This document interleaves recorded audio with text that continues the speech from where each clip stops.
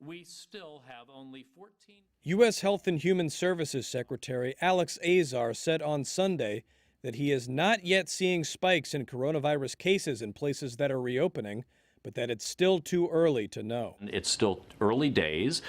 We think the tools are there. Trump's health secretary also said on CBS's Face the Nation that there were serious health consequences to not reopening. This gets set up as a health versus economy kind of conflict. Right.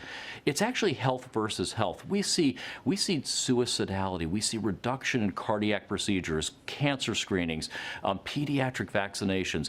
There is a very real health consequence to these shutdowns that must be balanced against as we try to reopen this economy and move forward. Nearly all 50 U.S. states have begun to allow some businesses to reopen and residents to move more freely.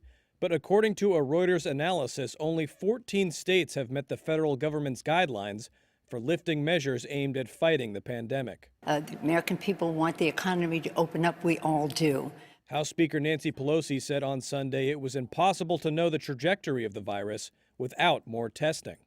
We haven't had a plan. Let's go forward in a bipartisan way to have a plan to test. We have no idea the size of this challenge to our country because we have not sufficiently tested. Let's test so that we can diagnose and then we can treat and then decrease the number of people who have died.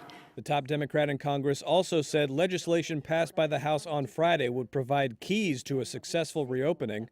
Republicans have called the bill dead on arrival in the Senate. The United States has lagged far behind most other industrialized nations in coronavirus testing that public health officials deem critical to preventing further outbreaks.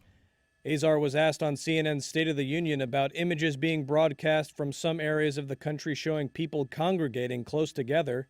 In response, Azar suggested that was the cost of freedom, saying, quote, "I think in any individual instance you're going to see people doing things that are irresponsible. That's part of the freedom that we have here in America."